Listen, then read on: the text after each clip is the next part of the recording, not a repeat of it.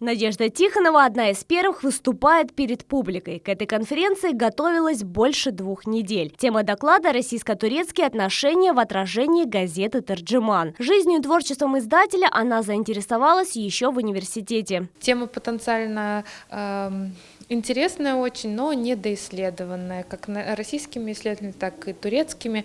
Соответственно, новое прочтение, оно всегда добавляет какой-то новый взгляд. Это 5-я конференция, посвященная 105-летию со дня смерти крымско-татарского просветителя. На нее съехались научные сотрудники истории и филологии со всей России. Несмотря на то, что уже прошло 105 лет, память об Исмаиле Гаспринском чтится по всему миру.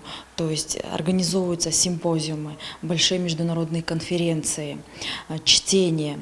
То есть его идеи, его взгляды, его философские воззрения, они до сих пор не имеют ни временных границ, ни государственных границ. Они постоянно актуальны. Молодые годы Гаспринского – время интенсивной учебы прогрессивных идей. Просветитель выпускал массовыми тиражами учебную методическую литературу для школ. С 1906 года издавал журнал «Мир женщин», редактором которого была его дочь Шафика. А 2 года спустя, благодаря реформатору, открылись первые художественные курсы для девочек Бахчисарая. Как отмечает доктор филологических наук Исмаил Керимов, именно Гаспринский стал основоположником образованности мусульманских женщин. Этой теме профессор посвятил и свое сегодняшнее выступление.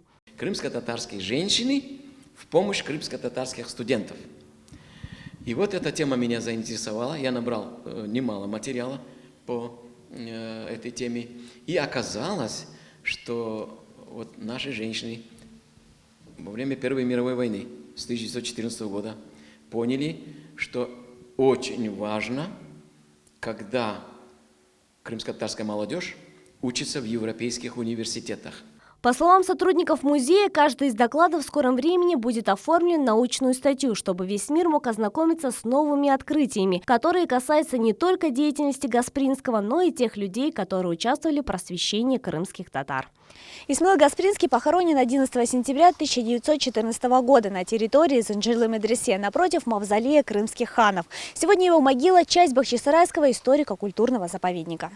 2 раза в год сюда приходят сотни людей. Просветителя помнят и чтят не только в Крыму, но и во всем тюркском мире. Севиля Меметова, Герай Абдулаев, телеканал Милет.